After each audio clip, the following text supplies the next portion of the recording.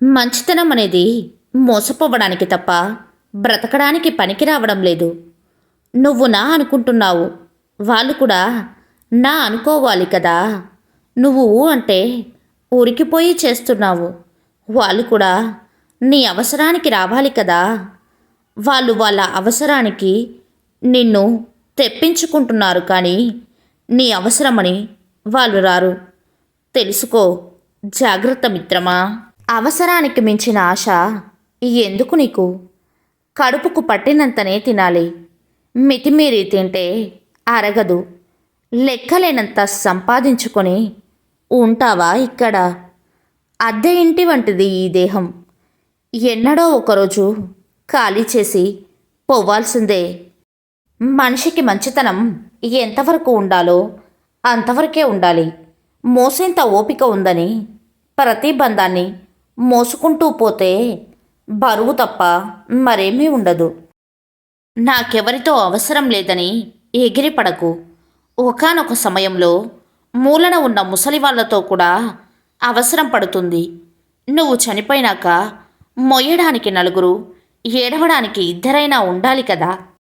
ఇది కలికాలం, అన్యాయం ఎక్కువగా ఉండే కాలం. దుష్టులకి, ఆ అన్యాయం చేసే వాళ్ళకి వాళ్ళ కర్మ వాళ్ళు అనుభవిస్తారు అని వాళ్ళకి దూరంగా ఉండాల్సిన కాలం. అన్యాయాన్ని ఎదురించే అవకాశం లేనప్పుడు బాధపడకు. దేవుడు అన్నీ చూస్తున్నాడు అని నమ్మకంతో ఉండు.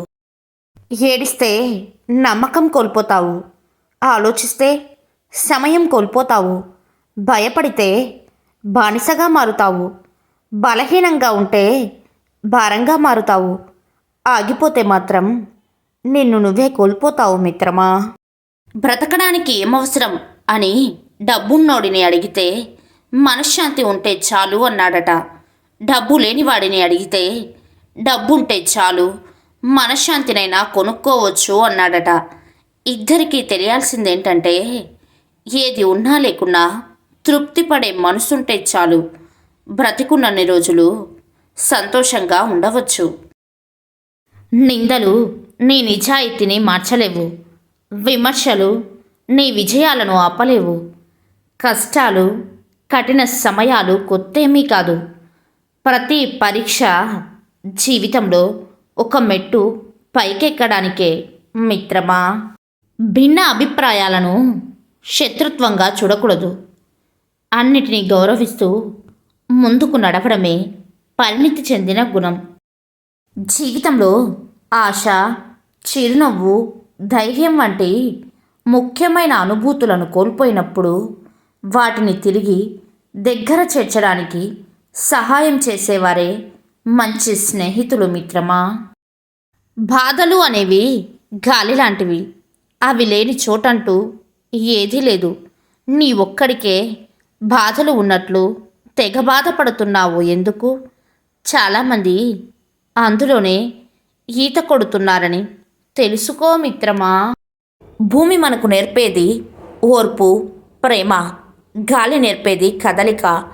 అగ్ని నేర్పేది సాహసం, వెలుగు. ఆకాశం నేర్పేది సమానత. నీరు నేర్పేది స్వచ్ఛత. కనుక మనకు ప్రతి అడుగులోనూ తోడుండేవి పంచభూతాలు అనేది గుర్తుంచుకోవాలి.